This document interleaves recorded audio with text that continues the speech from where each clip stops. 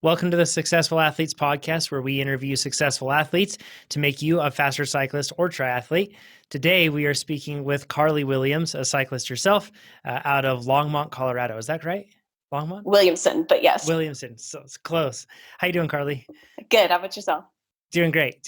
So we're going to talk today about how, and I think I've decided on the title for this one of cycling through adversity, but I want today to talk about really your story, use your story to highlight how we can utilize cycling for balance and for helping ourselves individually. So we'll just jump straight into things. Yeah. So your husband was diagnosed with a rare form of terminal cancer, correct? Yes. And what can you give us more information on that, when that happened, and his age and your age too, because I think that's important. Yeah. So about a year after we got married, my husband, who was 25 at the time, started having foot pain. And he was in the military and running and active. And so you go to the doctor and they say, oh, well, it's just plantar fasciitis. Do these stretches and it'll go away. And that persisted for a year, and his foot swelled up pretty big by the time they actually diagnosed it. It was about 14 centimeters by 6 centimeters long, the tumor. Wow. Yeah, so it was massive. And so they misdiagnosed it for a year because you don't expect cancer in a otherwise healthy 25-year-old. So he was 26 when he was diagnosed, and I was 25, and he had to have an amputation below the knee on his right leg in order to try and get that cancer to get it before it metastasized. But unfortunately, it had already metastasized by then. And synovial cell sarcomas tend to metastasize to the lungs, which is where his went to. And so we found that pretty soon after his initial diagnosis and amputation. And at that point, we were given a year and a half as a diagnosis for how long he was going to make it. And we were told, here's some treatment options, and you can try clinical trials, but they don't really work all that well. So good luck. Wow. Yeah. So that was kind of out of left field, really out of left field. Not really what you expect when you're 25 and 26. Yeah, so that's kind of where we were. Wow. I can't imagine. And it's so rare to hear about that being so young, especially because, this is probably stepping a bit outside of the podcast, but we kind of have in our minds, this trajectory that our lives follow, if that makes sense. And Oh yeah. we don't plan that one, especially when we're young. It just seems like, acceleration rate and growth rate of our lives is just, it's going up. It had to have been extremely tough. Yeah. We were both actually imagine. in grad school. He was in it for aerospace engineering, and I was in it for mathematical biosciences. So it was like, wait, this is not what our life plan was supposed to be. We were not going to do the cancer thing. So it definitely, life trajectory made a U-turn there. So within that process, this is actually how, because you weren't a cyclist before then, correct? No. So I actually grew up swimming, but to be honest, I was at best mediocre of a swimmer, and I swam through high school, but never did really great at it. And then in college, I got a road bike because I'd ridden with some other people on their road bike, and I was like, whoa, this feels like flying. This is great. I should do this. So I got it, and I went to undergrad at University of Colorado Boulder. So it's a really great place to ride bikes. But getting out of college, I moved around a lot. When I got married, we were living in Oklahoma. That is not a good place to go cycling, especially if you don't know what you're doing. And I didn't. And then we moved to Ohio. And when he was diagnosed, one of his chemotherapy nurses actually was going to a cycling gym that was a mile away from our house. So she was like, you should come. It'd be really healthy for you. And this gym had like spin classes, but also did outdoor rides. And they would train you how to ride in a group outside, which was fantastic. Um, so I got hooked up with them and um, learned like how to draft off of people, and hey, you can chat with people while you're riding. This is a lot more fun than riding by yourself all the time. And learned a lot more about nutrition and the fact that you're supposed to eat while you're riding. It's a good thing. Yeah, right. Yeah. My friend who's a runner, he's always blown away. He's like, I don't see how you cyclists do it. It's like you could pull out a whole sandwich and just eat the whole sandwich while you ride. I'm like, Yeah. yeah, but you learn to do it because otherwise it's not very fun. No, no. Yeah. I learned that one the hard way, as I'm sure most of us have. Yeah. Yeah, for sure. So you actually kind of like your intro to cycling, even though you had a bike and you'd done some riding, but it was really like within this group scenario and like Yes. these group rides and everything else. So you're picking up and really kind of getting into cycling, if I could say that, like in a really complex time in your life, Oh, right? yeah. Like I can't imagine the complexity that was going on emotionally and everything else. But so, what role was cycling playing at that time, and what were your goals with it? So at that time, cycling was just a way for me to stay healthy, both physically and mentally. Um, Definitely learned the hard way that as a caregiver, if I burned out, then I was a terrible caregiver. And so at the end of the day, my goal at that time was to do a better job of taking care of my husband, Austin. Um, and if I was tired, if like emotionally tired, I was mostly tired anyways. But if I was emotionally tired, and just like couldn't push through that, then I was not a very good caregiver. And when you're dealing with a life or death situation, like someone who has terminal cancer, that's really not a good spot to be in. So cycling for me, I would go to these indoor classes. I knew that it was close to my house, which was really great because if Austin called and said like, "Hey, we need to go to the ER," then I could just drop everything and head home and be there in 3 minutes. And then the outdoor rides had a SAG car, and so I knew I could go on these outdoor rides. And if he called, I could just get in the car and they would take me home. Um, so it was just such a blessing to be able to be in this place where I had a couple of really great options to work on my emotional and physical health, um, but not be stressed about leaving Austin alone for too long, Mm. which was really great. Yeah, and now you mentioned that you swam through high school. Did you do other sports as well when you were younger? I did golf and I was in the marching band. And I have no hand eye coordination. So my parents really tried to get me into like tennis and volleyball, and it just, man, it flopped. Would you say that you're a competitive person? Yes. Yes, I'm a Yeah. very competitive person. And that translates to a lot of things. Like people don't like playing board games with me because like definitely get competitive on that. Yeah. So was cycling at first in that group element, was that like a motivation at all? Like, and were you competitive with that as well? Even though, like you said, it's providing a lot of these things in terms of balance for you physically and emotionally, but was it still like a competitive thing for you on those group rides? Yeah, absolutely. So the first group ride that I went out on, I was so slow that I had to have other members of the group physically push me, like come up beside me, put their hand on the small of my back and push me so that I could keep up with everyone else. And I was just humiliated because I'm riding with a whole bunch of like older people. And I'm like, I'm 25, or maybe I was 26 at this point.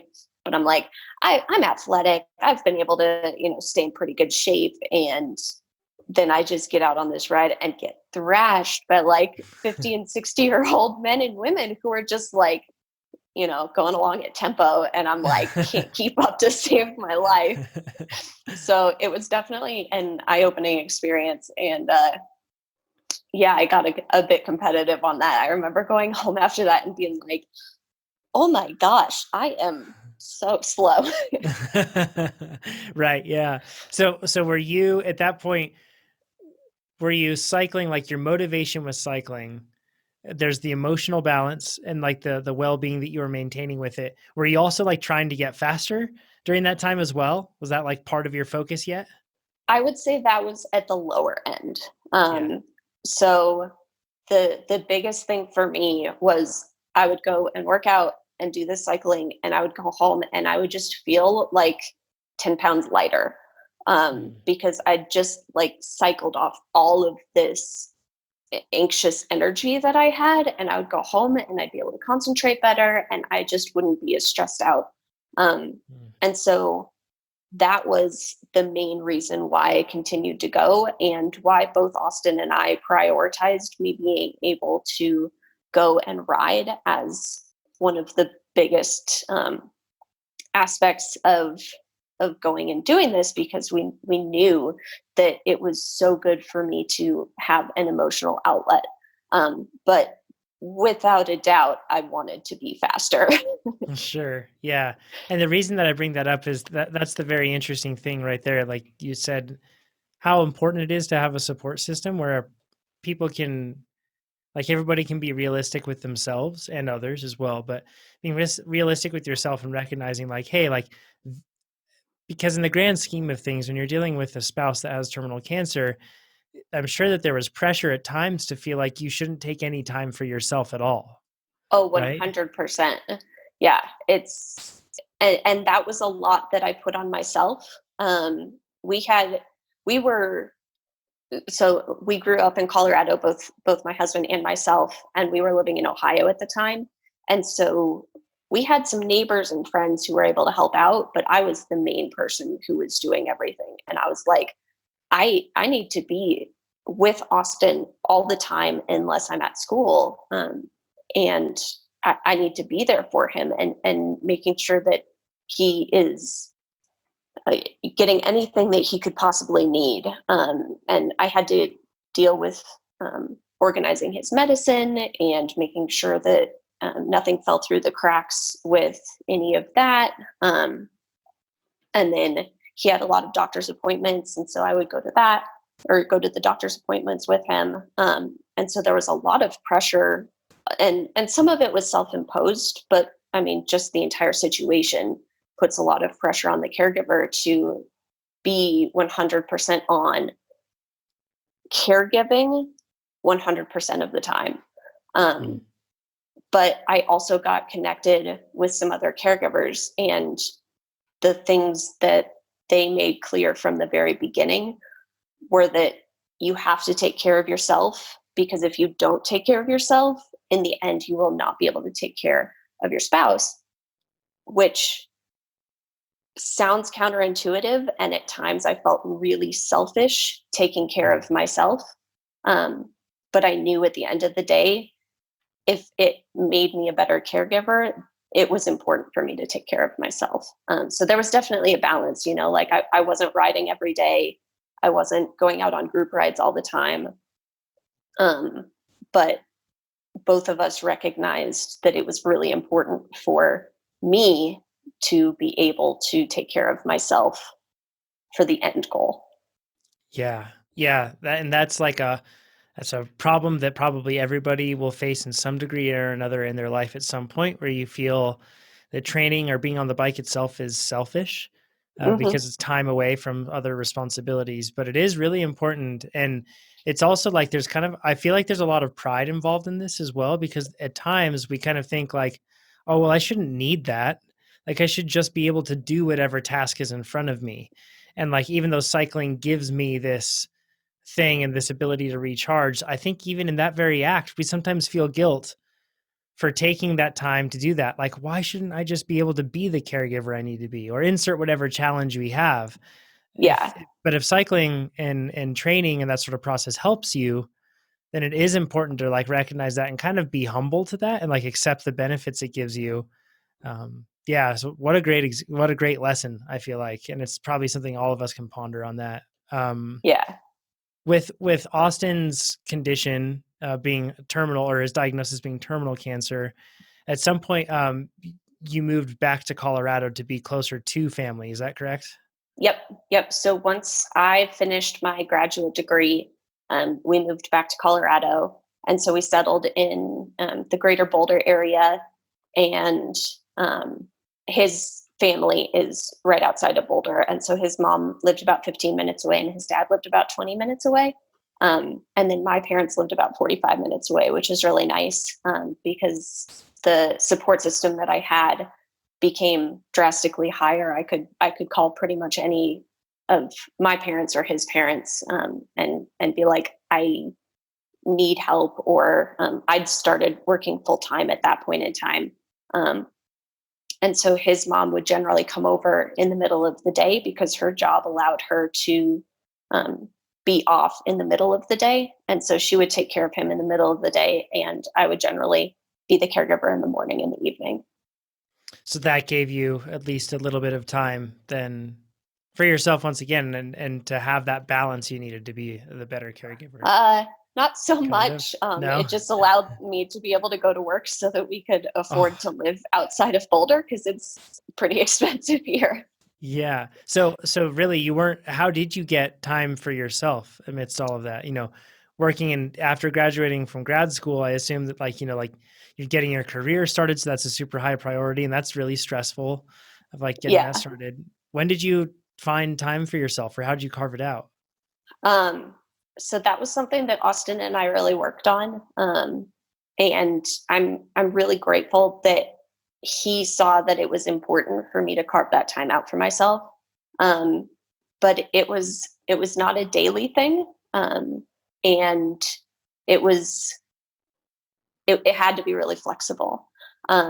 So at this point, we'd actually already beaten that year and a half diagnosis, which was really exciting. But his condition was going downhill and it was deteriorating fairly quickly. And um, so I had to always be on. And then after coming home, I would be on at work and then I would come home and then I would have to be on to take care of him. But we set up a schedule, which was really important for me to be able to work out when I got home for an hour, 2 days a week. And sometimes that had to change because of his doctor's appointments or if something else got in the way. But both of us had already learned how important it was for me to take care of myself. And we knew that um, me having this time when I got home was going to, again, help me to be a better caregiver for him in the end. Yeah. It was somewhere around this time is like when you actually found TrainerRoad too, which just Yeah. satisfying my own curiosity. How did you learn about TrainerRoad? So I had a friend recommend me to TrainerRoad, and because I'm an engineer, I had to try everything. So I tried out all of the programs. And because I'm an engineer, I really like TrainerRoad because it's just like so simple and straightforward and you follow the line. And I was just like, all right, that's the one for me.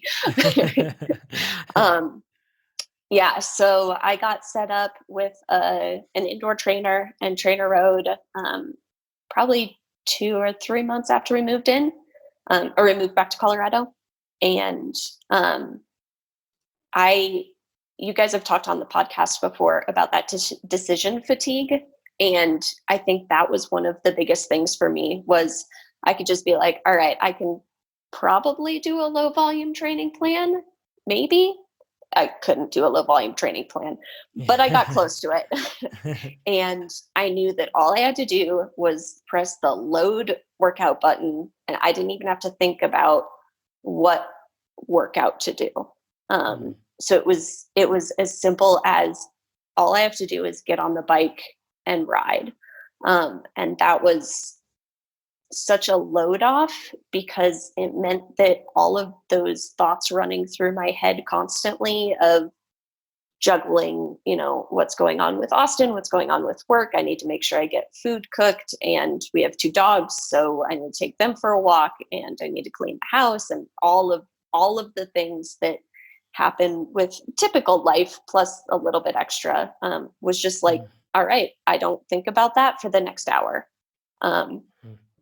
and that was such a fantastic way for me to be able to get in those trainer rides.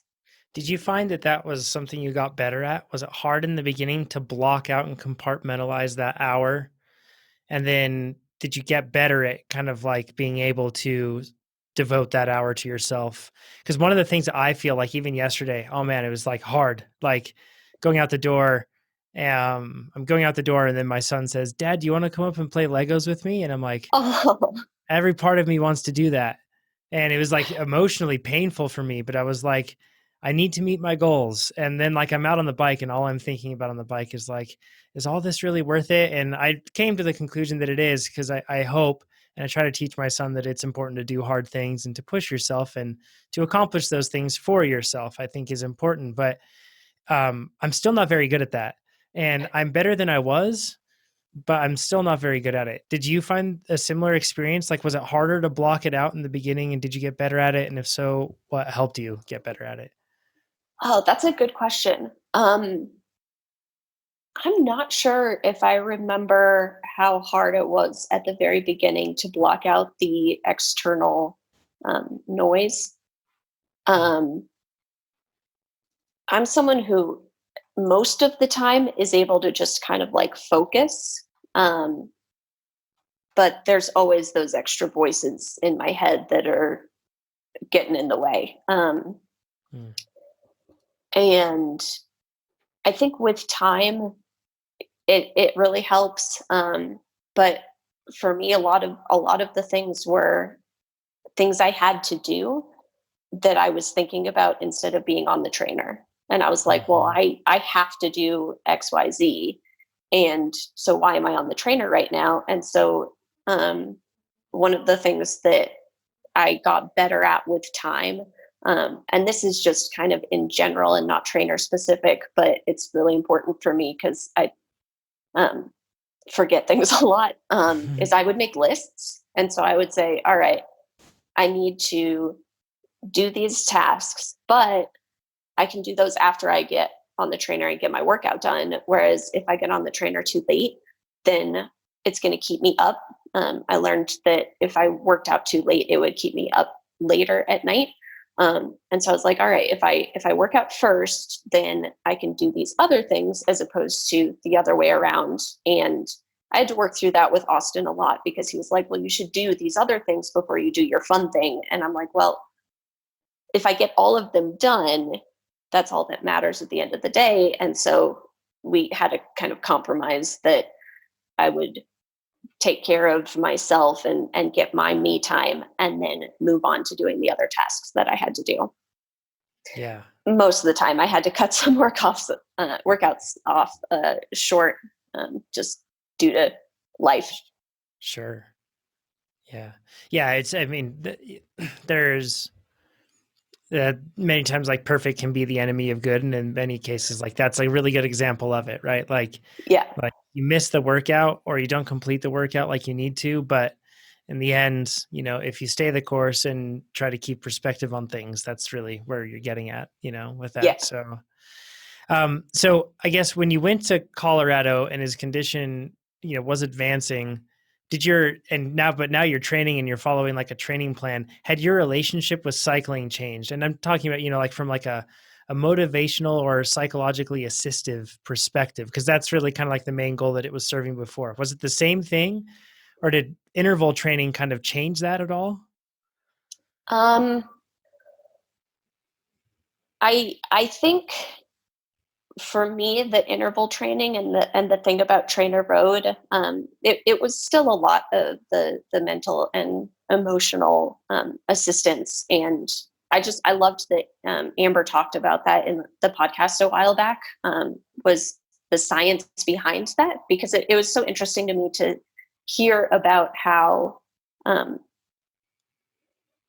it's a real thing. I wasn't making it up. So I really liked that. But for me, the cycling became one aspect of my life that I could control in a very small way. And I think that's one of the other reasons why I liked the structured workouts of TrainerRoad, was because it was very controlled.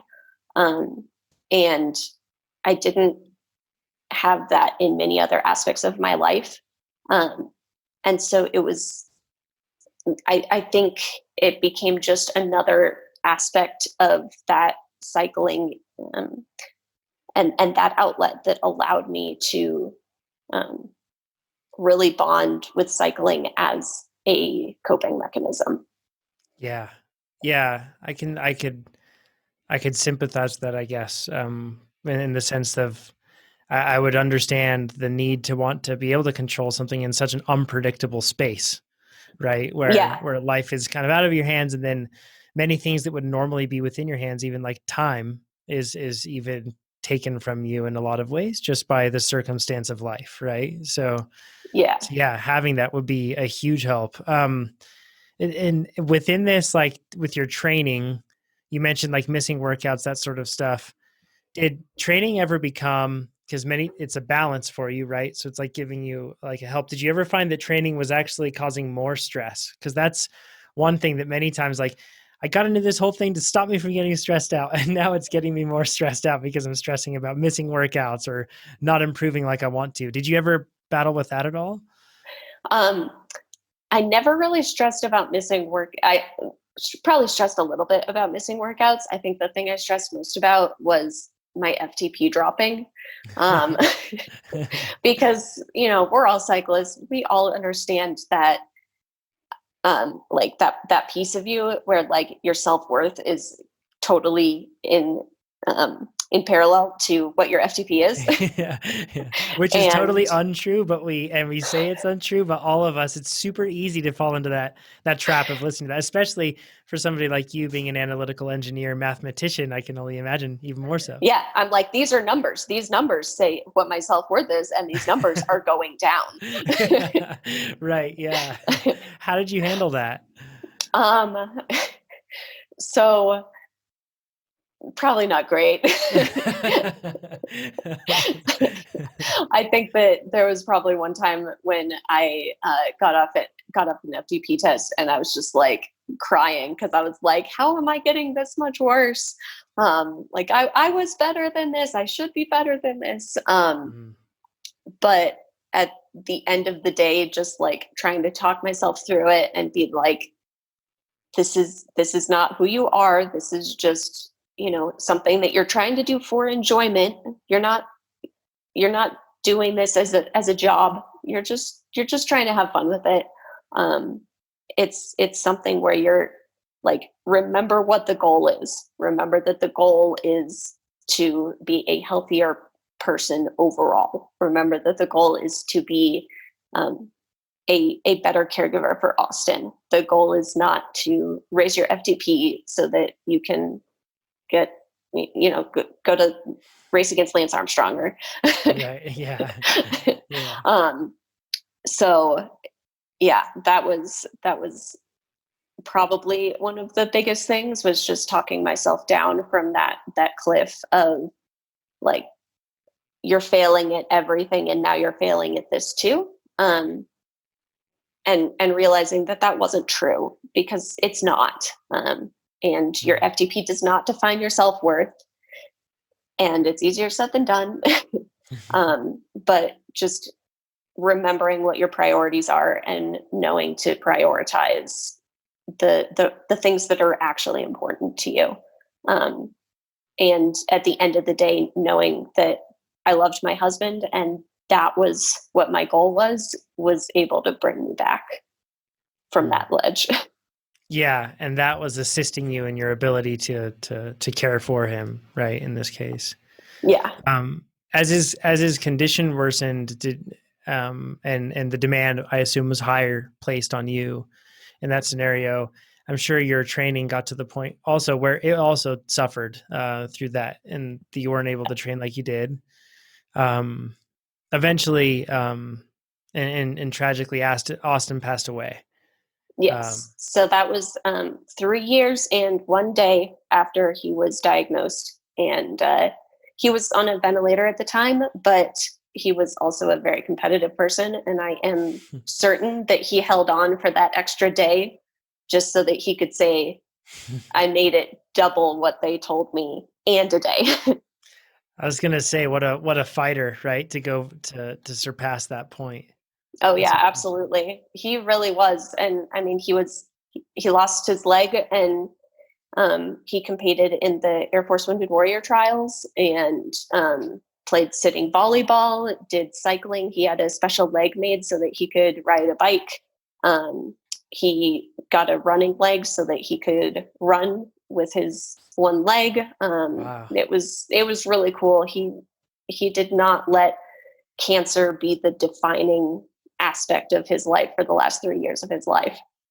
Wow, what a powerful example, right? Yeah, Yeah, it'd be so easy to do otherwise. That this must have been like a huge shift for you though. So my mother is a full-time caretaker, and it's a lot. It's really hard, and I see her yeah. her health struggle pretty substantially as a result of this. But um, if her mother wasn't in her life, then she would have a massive hole Oh, in her life. absolutely. Not just from the loss, but the focus and really, if you were to look at her actions and you were to look at her purpose for being from a perspective of actions, that's why she exists almost, every day. She's fully dedicated to caregiving. Was that, I can't imagine, first of all, the situation you were in, but I assume that void was something that was difficult to manage as well. Suddenly going from trying to squeeze everything into the time that you had to then everything kind of being flipped on its head, and almost, that emptiness causing an entire pain of its own. Oh, yeah, yeah, absolutely. So, identity is a really big thing for all of us.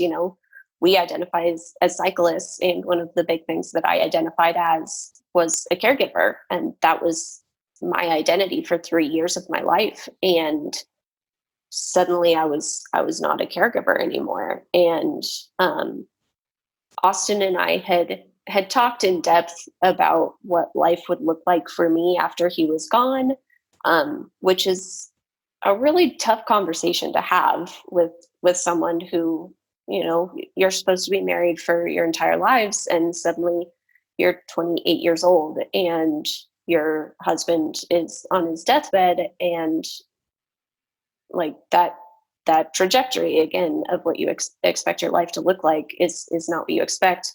um, but we knew that it was going to be better for both of us who are planners to have an idea, even though you can't, like, once it actually happened, it was, I mean, it's just crushing.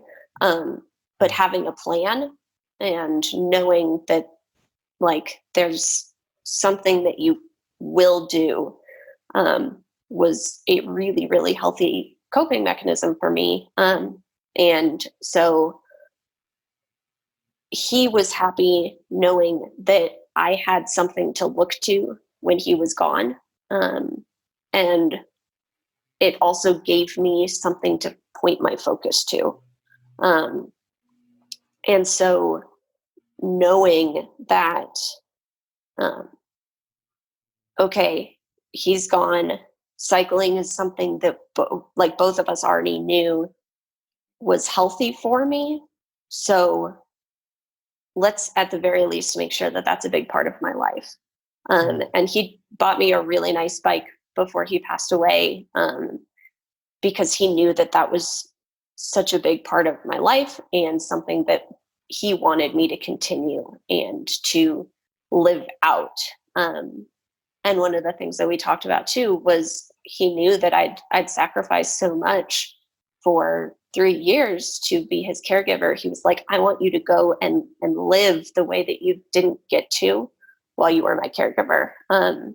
And so saying, okay, with all of these things combined, it is actually loving for me not to just like stay in the house and curl up in bed and not move. Like that's not a loving way for me to um, continue living life after Austin's gone. So I'm going to get out and I'm going to do what I love doing, and that's riding my bike. Um, Mm. so a week after he passed away, I actually went on a 100-mile ride. I Mm. just went out and I just was like, I'm going to go until I want to stop. And I did that, and I hadn't ridden in a couple of weeks at this point, because he was in the hospital for 5 days before he passed away. Um, Mm. and so I went out and I just thrashed myself, and I was like, this is exhausting, but it's exhausting in a different way than the exhaustion that I've felt, than that Mm. that exhaustion from grief, because grief manifests itself in physical ways. When you are like traumatically grieving, it's like it feels like a weight on your chest and like your legs can't move, at least for me. But it's a physical manifestation of that grief. It's crazy. But this was like exhaustion from what's supposed to be exhausting. And I Mm. was like, this feels like the right kind of exhaustion. So a week later, I went out and did another 100-mile ride.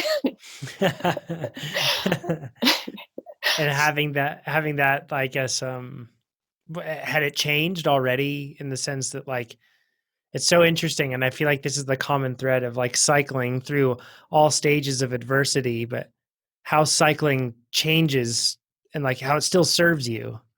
Because Oh, like you yeah. said, like, this was kind of like, was this a unique experience almost for you? Like in terms of cycling, once again, like you said, almost like cathartically managing the grief that you had.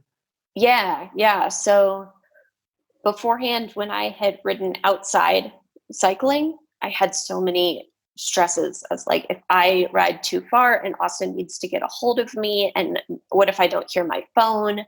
What if I'm out of cell phone range? Like, you go up into the mountains in Colorado and you lose cell service pretty quickly. Um, like, okay, if I end up here, like, can I just call a Lyft and get back home? Or maybe I'll go this route because that's near where his parents live, so that if like something goes wrong, I can just call his parents and they can pick me up and take me back home. um, so I didn't have all of those external thoughts of I need to take care of Austin running through my head. Um, and so it became something where I was able to focus only on myself, which was weird.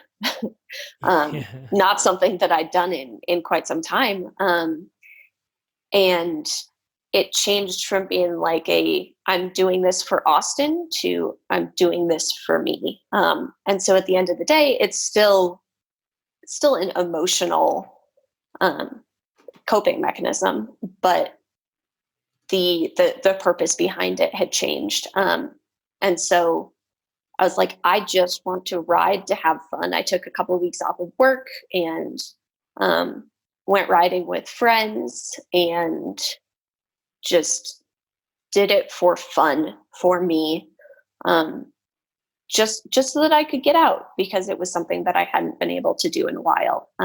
So it became a way for me to get outside and not really have to think about anything else. I wasn't cooped up in the house where we'd Mm. built for each other, like to live in. And I was I was just using it for me, which sounds kind of selfish, but at that point in time, like I didn't have any kids. Um, and so that was what I was supposed to be doing. Yeah, and it was what you needed, right? Yeah. It's always interesting to me how the seemingly simple act of riding a bike like this, and all of us probably from the outside didn't take it way too far in terms of like getting nerdy and into all the details of the bike and everything else. But it's always interesting how it can serve as a tool, even though our lives change so much, like a consistent tool that can help us with that. So you mentioned now like training for yourself, having time for yourself. I'm sure the process was long Oh in yeah. managing grief and going through this whole thing. Did you and this seems like a bit of a harsh cut here, but like did your did you find your relationship with training itself changing as well? Not just riding the bike, but like training itself. Did that change for you? Yeah. Absolutely. So the first couple of months, I really worked with what feels right, like what feels right for me right now. And I had a lot of support from friends and family, which was just amazing. And then I knew that I had to be able to support myself, because I am a very independent person, and I didn't want to be only leaning on other people, in my healthy times. I knew I wanted to become a healthy person independently. Um, and cycling provided a good thing to build a schedule around. Mm. Um, so I'm a morning person. I've always been a morning person. And I realized, okay, I can wake up whenever I want now and ride my bike in the morning, which actually works better for me. Um, I can eat whatever I want now, because I was beforehand dealing with what does Austin want to eat, because chemotherapy causes terrible nausea. And so whatever Mm. he wanted to eat was what we ate. Um, and oftentimes that wasn't the healthiest of food. But now I got to say, okay, I'm going to have vegetables in my diet and eat really good food, and make it and do meal prep, and like I started tracking what I was eating. Learned that I was not eating nearly enough for how much I was expending. And so I started eating more. And in that process, learned, hey, I feel better when I actually eat more, which is not all that crazy. um, but like it was kind of just this balloon effect that started with me saying I am going to build my schedule around having this cycling as something that I know that I like doing, and I know that it has helped me stay mentally healthy in the past, so let's work to have it keep me mentally healthy now. And it went from the goal of being mentally healthy to a goal of, well, having this schedule is really great. And I want to stay on this schedule, to a goal of, wow, I'm actually getting stronger. This is really fun. And like let's continue working on this goal, of mental health on top of the physical health, and the continuation of seeing the results of a lot of hard work. Yeah, it was around that time that I think you started contemplating racing, right? Is that right? Or like getting in Yeah. touch with teams and all that stuff? Uh-huh. Yeah, yeah. So funny story, my first race was actually when I was back in Ohio, and it was through that group that I rode with, and I got dead last. Dead last. It was like a 25-mile circuit race or something like that, and I didn't even see anyone after like the first mile. And I was like, racing is terrible. Oh my gosh, why would I want to do this? Yeah. Why do people like doing this? But that competitive side of me was like, you know what? Give it a second try. Like, you probably weren't very strong back then. You had a lot going on. So see what you can do. And so I got hooked up with this team out in Colorado, and the women were fantastic, so friendly, um, just like really welcoming, and of all ages. So I got to get to know different people in different age brackets and see like wow, this is like, you can race your whole life, which is Mm. so cool. And then, yeah, so I had that and those races as a goal for me to continue to build my fitness. Yeah, which is like that you're talking about like a very different motivation. I mean, from the beginning to now, it's like evolved so much. Oh And yeah. how did your training change then? Now that you had like races that you were going for on your calendar, I assume your training did change then? Yeah. So I actually stuck to a plan, which is, consistency. That's key. Yep. You say it, but Yeah. my life definitely shows it. Um, Right. so I went from, being not even able to consistently hold on to a low volume training plan, like with reason, to I'm on a mid volume training plan now. And I'm very consistent. I love it. I wake up in the mornings and I'm ready to go most days. I'm human. Yeah, sure. um, and like working on that, the whole aspect of life. So eating healthy and just like healthy mind, healthy body, and making sure that I stay consistent with that training plan. Mm. And it's kind of like a double goal that feeds off of each other, because I know that the consistency keeps me mentally healthy, and it also keeps me physically healthy, and that physically healthy and gaining in strength is a really, really good return on investment for that Mm. consistency.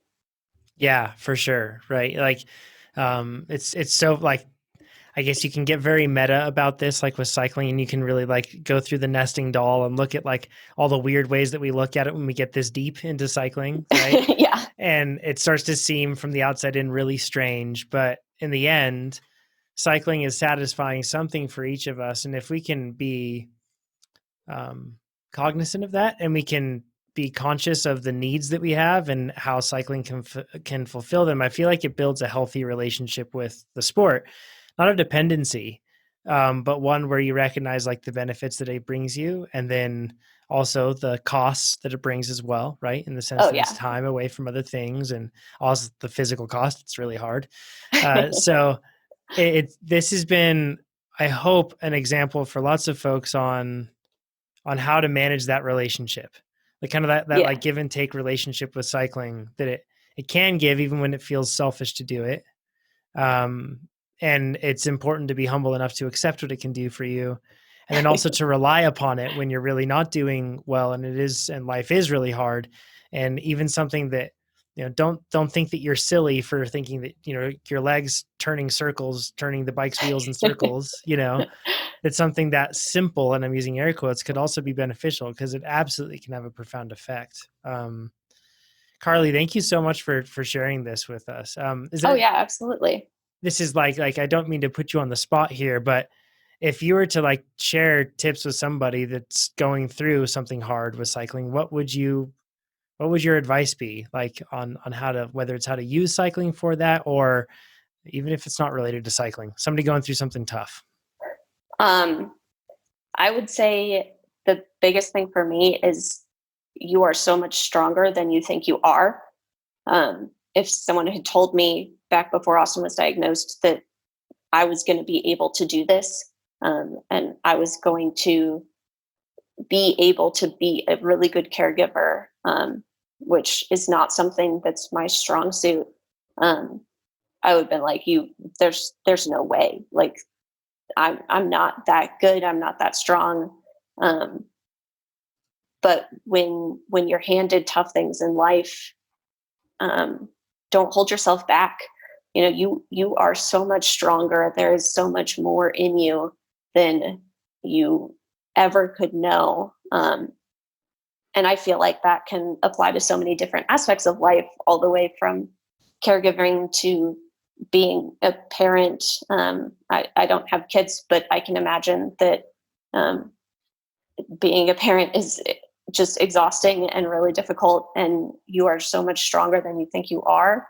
um, all the way to cycling, you're when you're digging deep, you realize there's so much more that you have to give than you think that you can. And it's really gratifying to make it through that type of thing and be able to apply it to different aspects of your life too.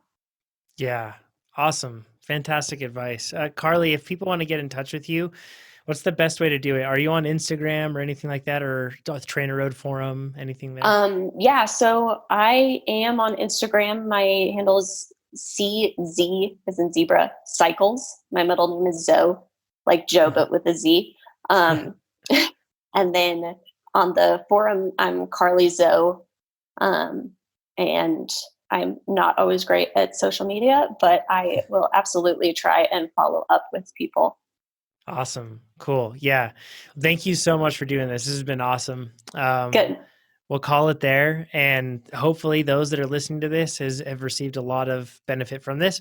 And if you want to be on the Successful Athletes podcast, just shoot me an email and let me know how you've used TrainerRoad to achieve whatever you deem successful. Like in this case, managing all sorts of adversity and the progress going through grief and everything else with cycling like that. It's just super impressive. So thanks again, Carly. We'll chat soon. Yeah, absolutely.